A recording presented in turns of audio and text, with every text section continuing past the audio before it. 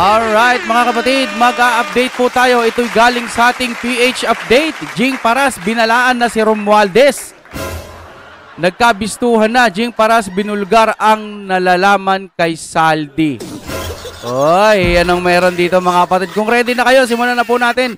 Galing to sa PH update, nood na tayo. Kung gusto nyo naman ng mura na at mabilis na internet, nandito na ang fiber ni Juan. Maaasahan, kaya tawag na. Baka meron na sa inyong lugar ang fiber ni Juan. Okay, sige nga, anong meron dito mga kapatid? Mukhang nagkakabuking ano. Para may nakikita pa tayong mga picture-picture na parang maghahalikan na. Okay, panoorin na po natin to. PH update, shoutout po. Lumala pa itong In fact, controversy.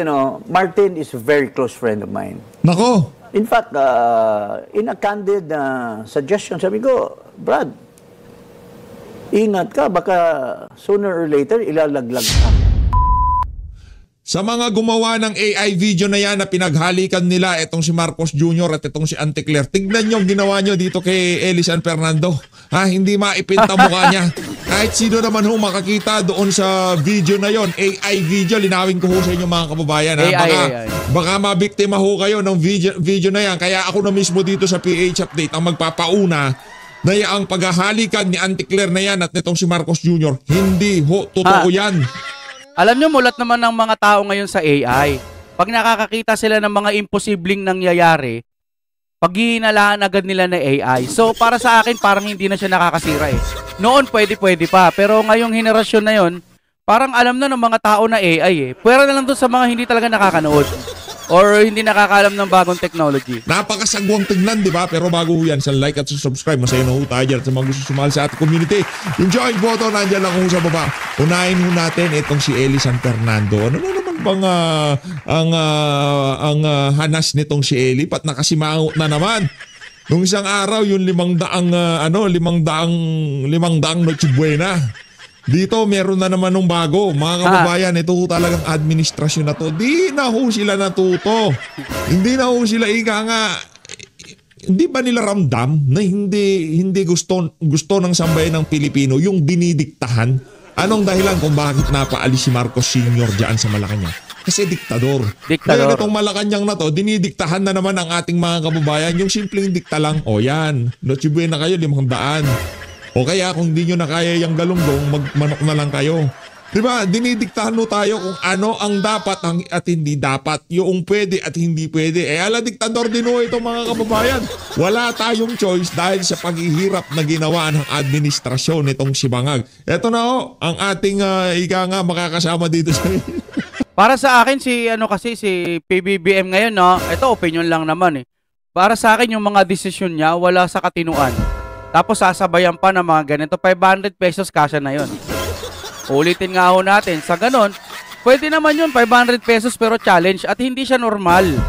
Sa isang mamamayang Pilipino na dito sa Pilipinas, napakamahal ng mga bilihin, parang tunog na nakaka-insulto na 500 pesos. Parang gusto mo lang pagkasyahin. Para lang masabi mo na maginhawa tayo, hindi ho ganon. Mahal ang mga bilihin ngayon. Kaya wag mo sasabihin kasya na ang 500 pesos. Kasya na yon kung magtitipid at magtitipid ka. Minsan ka na nga lang magpapasko, titipirin mo pa.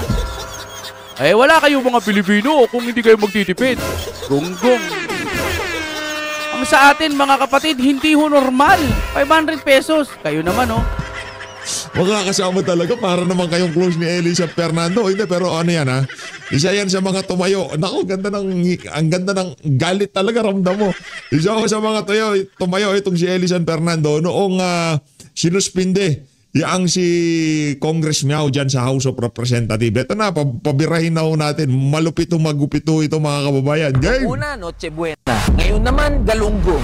Nako. Bakit palagi na lang tayong dinidiktahan sa Yan. kung ano yung pwede nating kainin Balagbag, o Brad. bilhin? Mga boss, Balagbag. kung nagsabog siguro ng katangahan yung langit, sinalulahat ng mga opisyal ng gobyerno. Sipin yung mga boss, yung DA Secretary na si Secretary Chu Laurel, sinabi, kung masyadong mahal ang galunggong, magmanok na lang tayo. Kung pakikinggan natin mga boss, parang wala namang mali doon sa sinabi ni Secretary Sue Laurel. Totoo naman walang supply ng galunggong, masyadong mahal yan sa 400 kada kilo. At sa hirap ng buhay ng mga manggagawa at ordinaryong Pilipino, talagang mapipilitan tayo na maghanap ng mas murang alternative dyan sa galunggong.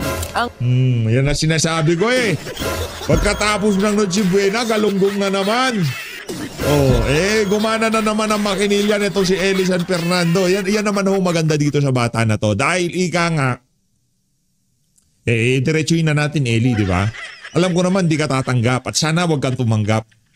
Yang mga ganyang klaseng congressman na bumibira, ika nga uma-uppercut ngayong mga panahon na to, kagaya nitong si Eli San Fernando. Tignan niyo mga kababayan, Leviste, Marcoleta, San Fernando, yan yung mga bagito. Pero yung nagsitandaan na lang dyan sa House of Representatives, hindi nila kaya gawin to. Bakit? Kasi naisawsaw na nila ang daliri nila doon sa mga insertion. Oo nga. So, ibig sabihin, nakakatanggap. Kumbaga, base sa pagkakaintindi ko, yung mga ibang tumanda na dyan kasi nakatanggap na at nakanamnam na sila ng luto ng pagnanakaw. Base lang sa opinion ko. Itong mga to kasi, sabi nga ni Sir PH Update, sana dumating yung time na wag tong makatanggap. Alam mo, meron kasi nga may kilala ko, iba dati bumibira Nung kailan lang pagkapanalo, bira ng bira sa mga congressman Bira ng bira sa mga kurakot Tas nung nakita natin, nakipagkamayan na, nakipagpicture na, nagulat tayo, wala na mga hindi na naglalabas ng mga statement patungkol sa mga nangungurakot. Samantalang noon, grabe kung bumira. Ngayon, biglang wala na, biglang tahimik na. Nakakita lang tayo ng mga picture nila. Congressman, tapos pati siya. Biglang wala na. Dati binabanatan yung mga kurakot, ngayon wala na. Ito mga to, malamang sana lang hindi magpabayad. At magtuloy-tuloy po ang kanilang pagiging tapat. Bira kayo ng bira, tama yan. Gusto namin yung mga kabataan ngayon, yun yung mga tatandang mga matitino dyan. Kayo ang pag-asa namin. Naisawsaw na nila ang darili nila doon sa pagiging proponent. Kaya hindi sila pwedeng magsisigaw o punahin ang administrasyon na to dahil marami nakakaalam doon sa mga kabulukan nila dyan sa House of Representatives. Tama, mali? Si Don Gonzales hindi niya pwedeng gawin to. Bakit? Mumurahin siya ni Dilipe, mumurahin siya ni Gradiola, mumurahin siya nitong si Gigi Suarez. Kumbaga, kung halimbawa mag-iingay ka, sasabihin mo, Oy, bakit kayo namumurakot? Sasabihin sa'yo, bakit? Nakatanggap ka rin naman So pagka ganun, maano nga sila, ay wag na, tahimik na lang ako. Kahit alam nila ang baho ng isa't isa, pero dahil itong si Eli San Fernando, ika nga hindi masamang bagay yung pagiging bagito. Ngayong mga panahon na to, kung ikaw bagito dyan sa House of Representatives, mas marami ang advantage kaysa sa disadvantage. Kasi sinasabi nila bagito, wala pang alam niya sa pagbalangkas ng batas. Kaso, mas okay na yun kasi yung mga bagito, ito yung parang wala pang alam kung paano mangurakot. Ang mga gagawin pa lang yan, puro kabutihan. No? Kung puro kabutihan ang magagawa niyan, masasanay yan hanggang sa pagtanda niyan. Puro kabutihan na lang. Pwera naman doon sa mga bata pa lang, pura ang iingay na, akala mo ang tatalino na, mga kulot-kulot ang buhok. Yung mga kakampuet na akala mo, mga bata pa lang, pero akala mo kung bumira, matatalino. Pero mga wala rin lang naman din laman yung mga utak nila. Sa atin lang mga kapatid, kahit bagito ka, ipakita mong makabayan ka talaga. Hindi anti-Duterte ka lang. Ito naman, bagito, wala pang isinawsaw na daliri yan sa pagiging proponent at pagnanakaw. Kaya kaya pa niyang manuwag, kaya pa niyang tumayo, magsalita mayat maya sa mga nangyayari ngayon sa ating bansa. Palakpakan natin itong si Eli.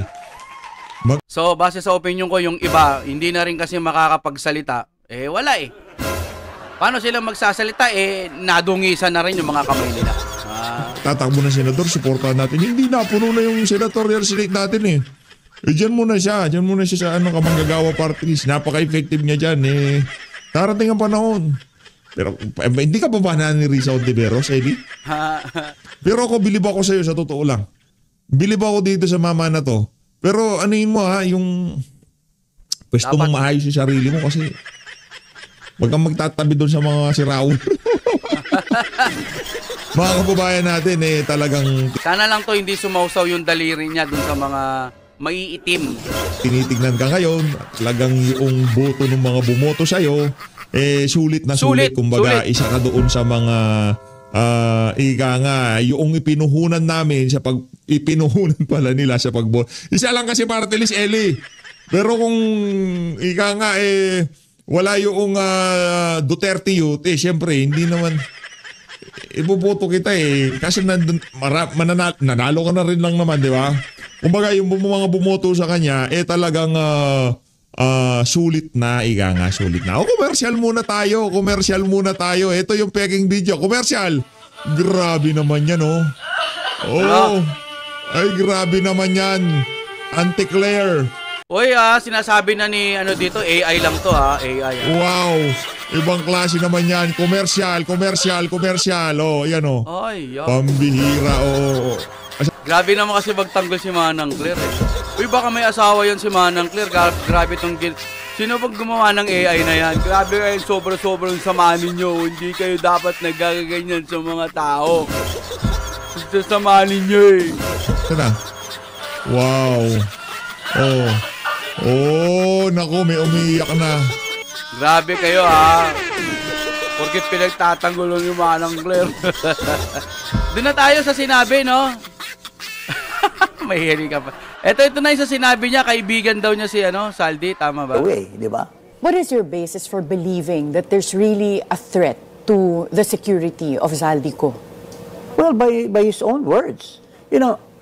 Zaldico, you should look at it in terms of relationship. How far is the relationship between Martin and Saldi on the one hand, and Zaldico, Martin, and Bongbong Marcos on the other hand? You should recall that during the election, which I have personal knowledge, Zaldico told me that his chopper, an Augusta, a big chopper, was used by Marcos throughout the election campaign. So I would presume they must have maintained a certain relationship. They have been friends. Then, in fact, perhaps that would have been the basis why Zaldico was taken as the chairman of the Appropriations Committee. Well, that is a very powerful post. That could be a very, very high consideration why he was given that post, because there were others. I remember when during the last time of the Duterte administration, I often hung around in the office of Majority Floor Leader, then Martin, because he's a good friend. Friend pala nitong si Secretary Jing Paras, itong si itong si Marcos Jr. na Kuya Ray. Ay, itong si Tamba. My brother. And Tamba. since I was the head of the Presidential Legislative Liaison Office at that time, I hung around there. People come and go. Zaldico, Boying Rimulya, yan, sila JJ. Friendships were brewing there. Yeah. But Zaldico was not that yet so friendly with Martin. But he was there all the time. But then the election came. And I knew that for a fact because they became ninong to my son who got married prior to the election. Okay, so magkumpare si Zaldico and Boy, Speaker Martin. And Martin and myself. And Congressman Pichay, they were godsons to my Godfathers. They were godfathers to my eldest son. And I think that was how it developed, yung friendship nila. Then oftentimes I meet Zaldico. Naku, parang Kongjing, kinakabahan ako sa'yo. Kinakabahan ako sa'yo, Kongjing Paras, ha? Medyo... So, kung kaibigan niya to, malamang, sa malamang, marami rin tong alam. Maraming alam to kung sakasakali, di ba? In fact, we had dinner. Ano pinag-uusapan niyo ni Saldi during dinner? With Martin. Ano pinag-uusapan niya? Minsan pag may mga ganyan mga magkakaibigan, parang hindi nag-aalalaglagan. Sabi niya nga, hindi masyadong close si Zaldico noon. Kaya ngayon, ayun, nilaglag. Okay, hanggang dito na lamang mga kapatid. Maraming salamat sa PH Update sa pag-update po sa amin. Mga kababayan, suportahan niyo po ako ulit kasi ang aking channel nagpalito ako from X-Crew to Deng TV para po hindi malito kasi yung X-Crew grupo ho namin yung dati sa pagrarap. Then ngayon kasi Deng TV. So pinalitan ko na po. Palike po ng ating video, malaking tulong na po yun para sa algorithm ng ating channel. Maraming salamat po sa inyong panonood.